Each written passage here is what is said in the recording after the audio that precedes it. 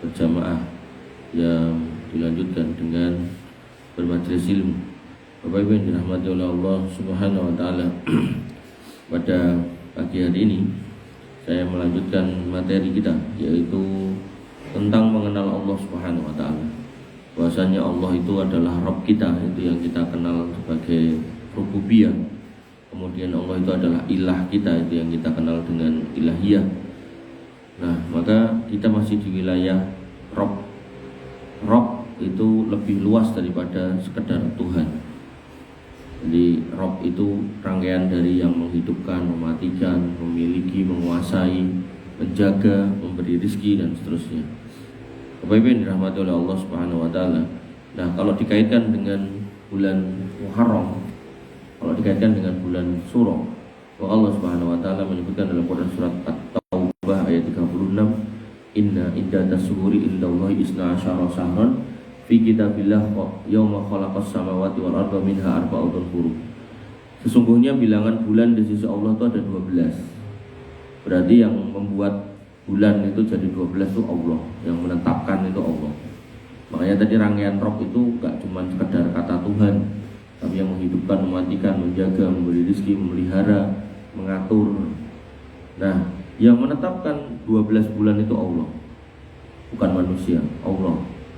Kemudian yauma khalaqas samawati wal ardh, dan itu ditetapkan setelah menciptakan langit dan bumi. Jadi Allah ciptakan dulu langit bumi, kemudian Allah tetapkan hari-hari atau bulan itu 12 bulan. Sehingga waktu diciptakan langit bumi kita itu belum ada. Kemudian minha arba'atun hurum, dari 12 dipilih 4-nya bulan haram. Nah, bulan haram ini bulan apa?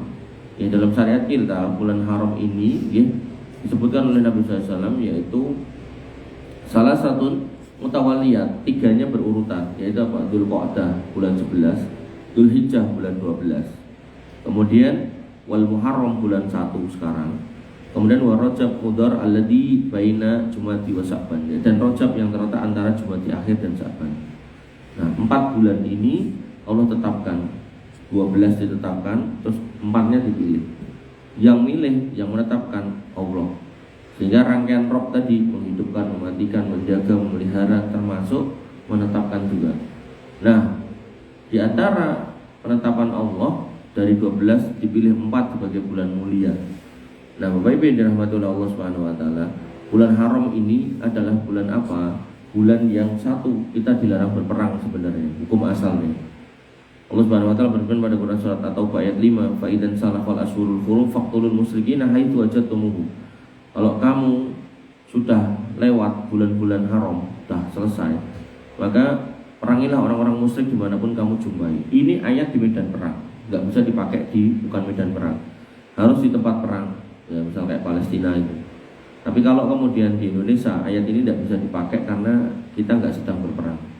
Jadi jangan sampai baca ayat ini terus ngenteni rampung suro wong kafir tak pateni, itu tidak bisa, nggak boleh. Nah, maka yang pertama hukumnya tidak boleh berperang sebenarnya pada bulan-bulan haram, termasuk bulan suro. Perang ya, bukan kawin, perang. Nikah boleh gitu. Nah, kemudian pada kondisi yang kedua, wabil khusus di bulan haram, Allah menyebutkan pada Quran surat At-Taubah ayat 36, "Wala tadlimu fihinna anfusakum." Jangan kamu dolimi dirimu secara khusus di bulan haram. Jadi bulan haram itu bulan larangan khusus untuk berbuat dosa. Jadi ada bulan Ramadan itu tidak boleh juga, bulan haram ini juga nggak boleh. Artinya sebenarnya latihan kita itu 5 bulan: Ramadan, Dzulqa'dah, Dzulhijjah, Muharram, sama Rajab. Tapi pas Ramadan setannya dibelenggu sehingga kita ibadah itu enteng. Nah, pas bulan haram setannya nggak dibelenggu, nggak diranting, nggak ditencang. Jadi kita ibadah yo sok-sok cek rasa abot gitu. Apalagi jiwa kita, inna nafsal amaratun bisu, jiwa kita nyuruh yang jelek. Kemudian setiap kita, kata Nabi, dibekali, dititipi, ditempelai jin korin yang selalu ngajak yang jelek. Kemudian yang ketiga, ketika kita keluar rumah, kita melihat jalan, di jalan isinya pemandangan-pemandangan yang jelek gitu kan. Saya tadi dari rumah ke sini, belok yang jelek udah berapa kali aja, padahal masih pagi gitu kan. Nah, sehingga yang terjadi, orang di bulan haram wis tidak tahu ilmune, nggak ngerti, bagaimana cara mensikapinya, akhirnya dia tetap bermaksiat. Padahal karena ada larangan secara khusus, Imam Qatadah berkata, inna dzulma fil ashuril hurum a'dhamu khati'atan wa wizran min dzulmi fi ma siwaha. Berbuat dosa di bulan haram itu kesalahan dan dosanya lebih besar di bulan-bulan biasa. Jadi cara misal dosa niku kok dosane nganggo bentuke misal botol, nek bulan biasa niku botol cilik niku, nah, bulan haram bisa jadi segini. Nek apa ya mesti segini ya ndak, mungkin bisa jadi lebih gede meneh galon ya bisa. Atau mungkin toran yang lebih gede ya bisa. Makanya Bapak Ibu dan rahmatullah Allah Subhanahu wa taala, orang yang beriman harusnya paham kalau dia latihan menjaga hatinya itu di bulan Ramadan, kemudian bulan haram yang 4 yaitu Dzulqa'dah, Dzulhijjah, kemudian Muharram dan Rajab. Nah, kalau ini sudah bisa terbiasa, maka harapannya 7 bulan setelahnya itu imannya terjaga, akhlaknya terjaga, kemudian muamalahnya terjaga.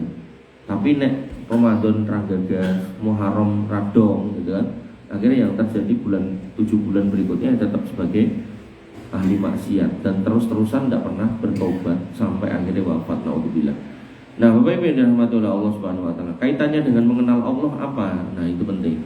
Disebutkan dalam sebuah hadis Nabi SAW mengatakan Allah Subhanahu wa taala berfirman, ini hadis qudsi. Jadi firman Allah itu enggak selalu di dalam Quran, ada di dalam hadis. Cuma bedanya kalau di dalam Quran semua ayat dari awal sampai akhir itu benar. Tapi kalau hadis maka dilihat dulu sanadnya. Kalau sanadnya status hadisnya sahih atau hasan bisa diterima, tapi kalau dhaif bahkan palsu, nah, maka itu tidak bisa diterima, tidak bisa dipakai. Maka disebutkan dalam sebuah hadis riwayat Imam Bukhari Muslim, nah, berarti ini hadis yang sahih karena Imam Bukhari dan Muslim kitabnya kitab sahih. Allah berfirman, apa? Yu'dini ibnu Adam, menungso kae nglarani aku. Jadi kita sebagai orang tua kita pengennya nggak ngelarani anak bojo kan gitu, anak istri. Tapi ketika kita sebagai hamba, justru Allah sebagai Tuhan kita, Roh kita menyatakan yu'dini ibnu Adam, menungso kae nglarani aku. Bukan ngelarani secara fisik, tapi secara verbal, yaitu apa? Ya subudahro, mulutnya mencaci maki masa, omongannya menghina masa. Wa anna dahru, dan aku kuwi sing gawe masa. Makanya tadi di depan saya sampaikan, kata Rob itu lebih luas daripada kata Tuhan. Dia yang menciptakan, yang mematikan, menjaga, memelihara, termasuk yang mengatur. Nah, ketika Allah sudah tetapkan 12 bulan, di antaranya 12 bulan itu ada 4 bulan yang mulia, yaitu bulan haram. Nah, kok menungso malah ngeloki? Padahal bulan haram itu disebutkan oleh Nabi SAW secara khusus surah atau Muharram itu apa? Afdhalus siyam ba'da Ramadan sahrullah al-Muharram. Puasa yang lebih utama setelah Ramadan itu adalah puasa di bulan Allah, bulan Muharram. Ketika dikatakan sesuatu terus ada kata Allahnya, berarti itu sesuatu yang baik.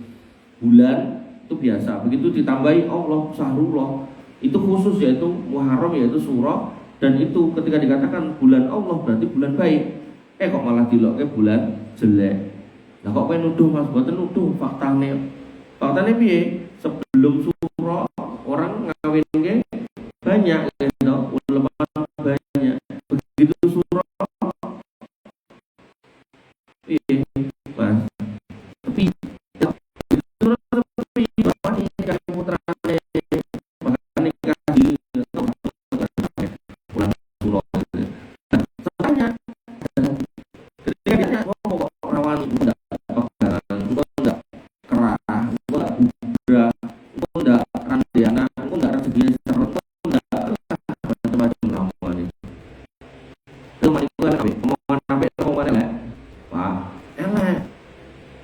Nah, Allah sudah mengatakan kalian menyakiti aku kapan? Nah, ketika kamu menghina waktu, padahal akulah yang membuat waktu. Biadil amru, urusanmu kabeh itu sing nyekel aku. Nah, topo. Kita itu yang megang Allah. Sampai Nabi pernah mengatakan, sering lah, bukan pernah.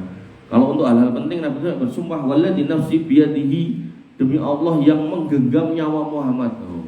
Di sini Allah juga tegaskan biadil amru, Mereka berani menghina waktu padahal urusan mereka di tanganku. Uqallibul laila wan nahar, bahkan wolak-walik awan karo bengi mereka itu tidak bisa apa-apa. Kuwi wis sing njogo aku, sing ngatur aku. Nah, maka Bapak Ibu yang dirahmati oleh Allah Subhanahu wa taala, kita sebagai hamba Allah, Allah sebagai Rabb kita sebagai makhluk, Allah sebagai Khalik kita, termasuk bentuk perbuatan seorang Rabb itu adalah dia yang mengatur, menjaga, menentukan. Maka kita imani kalau Allah yang menentukan 12 bulan. Ayat tadi sudah dibacakan. Dari 12 dipilihnya 4. Dari 4 itu yang paling mulia Muharram alias Suro. Lah kok malah diloke. Allah pun juga sudah nyandai mereka menyakiti aku karena menghina masa. Pramila dalam Islam semua hari, semua tanggal, semua bulan, semua tahun, semua weton, semua pasaran baik. Semua baik, tidak ada yang jelek. Ambok jenengan metu malam Jumat Kliwon kuwi apik. Jenengan metu tanggal 13 itu ya bagus. Tidak ada yang jelek. Nah, di antara yang baik itu ada yang terbaik. Yang terbaik apa? Ramadan. Setelahnya bulan haram. Nek seminggu niku yang terbaik apa? Jumat, Senin dan Kamis. Ngoten. Sehingga Bapak Ibu yang dirahmati oleh Allah Subhanahu wa taala, Ramadan pun dari semua Ramadan itu 1 sampai 30 atau 29 hari itu yang terbaik pas Lailatul Qadar. Ngoten. Nanti Dzulhijjah nanti yang terbaik di tanggal 9 karena ada apa? Ada hari Arafah. Makanya rumusnya seorang muslim harus tahu semua hari, semua tanggal, semua waktu baik, nggak ada yang jelek, nggak ada yang sial. Nah, di antara yang baik ada yang terbaik. Sama kayak anak. Semua anak itu baik. Wong Nabi yang mengatakan, kullu mauludin yuladu ala fitrah. Kabeh anak kuwi terlahir di atas fitrah. Fitrah itu berarti kesucian, kebaikan. Fa abawahu yuhawidanihi, bapaknya lah yang marahi jadi Yahudi. Au yunasironihi atau menjadikan Nasrani, au yumajisanihi atau jadi Majusi. Oh, anakku orang Yahudi, orang Nasrani, orang Majusi, Mas Islam. Lah salat ora, itu Pak juga sing mari ra salat gitu kan. Lah anakku wedok Mas. Islam nang mboten Islam, kudungan ora kudungan ya Pak meneh gitu. Nah, setelah bapak ini kok wis ngajari, maka di sini ada fungsi berikutnya yaitu apa? Pengaruh teman gitu kan. Nabi mengatakan almar'u ala dini khalilihi fal yanzur man yukhalilu. Manusia itu tergantung agama temannya, maka lihatlah dia berteman sama siapa. Pun dikon ngaji, pun dikon nyantri, ning kok kancan karo wong ra cetha ya wis dadine rusak juga anak itu. Makanya Bapak Ibu yang dirahmati oleh Allah, anak dan hari, tanggal, bulan, tahun tadi sama. Semuanya baik, nggak ada yang jelek. Kok muncul yang jelek dari anak ini karena salah pendidikan atau salah pergaulan anak. Tapi nek hari kan nggak ada pendidikan dan pergaulan nek hari no. Nah, maka semuanya baik, di antara yang baik ada yang terbaik. Bukan? Nah, ini yang harus kita pahami, kita hilangkan prasangka, kita hilangkan keyakinan dari diri kita nek suro itu bulan jelek untuk menikah dan seterusnya. Maka kalau memang panjenengan masih punya PR menikah atau menikahkan, maka nikahlah di bulan suro. Nek lamarannya tidak suro, nek lamarannya jauh-jauh dari suro ya nggak usah ngenteni suro, kesuwen kok malah kena fitnah. Konten. Ini aja yang mau saya sampaikan karena ini urusan akidah penting dan akidah ini menjadi syarat seseorang itu masuk jannah. Jadi surga itu orang itu bisa masuk surga kalau akidahnya benar. Begitu akidahnya rusak, apalagi jatuh ke dalam kesyirikan, itu tidak bisa masuk. Dan neraka itu nanti dihuni 4 orang. Yang pertama orang kafir, yang kedua orang musyrik, yang ketiga orang munafik, yang keempat orang fasik. Nah, yang fasik ini kalau dia enggak musyrik dan enggak munafik, dia bisa selamat untuk masuk surga. Nah, sisanya ini 3 ini kekal di neraka. Makanya khurafat, keyakinan-keyakinan menyimpang seperti tadi yang saya contohkan, suro itu bulan jelek dan seterusnya, itu pengantar kepada kesyirikan. Nah, jadi dengan nggak hati-hati punya keyakinan seperti itu diopeni nanti mati, nah, berpotensi jatuh di kesyirikan. Makanya nanti ada sebagian orang niku nek suro niku napa? Golek pesugihan, golek ilmu, tirakat ning dhuwur gunung, ning dhuwur guwa. Cara iso ning dhuwur banyu, ning jero banyu pengen jane, tapi kan ra iso, napasnya enggak bisa.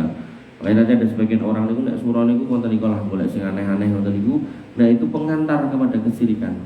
Makanya Muhammadiyah itu dakwahnya itu memberantas TBC, tahayul bid'ah khurafat. Itu masuk dalam kategori khurafat, pengantar pada kesyirikan. Nah, seorang muslim harus berhati-hati.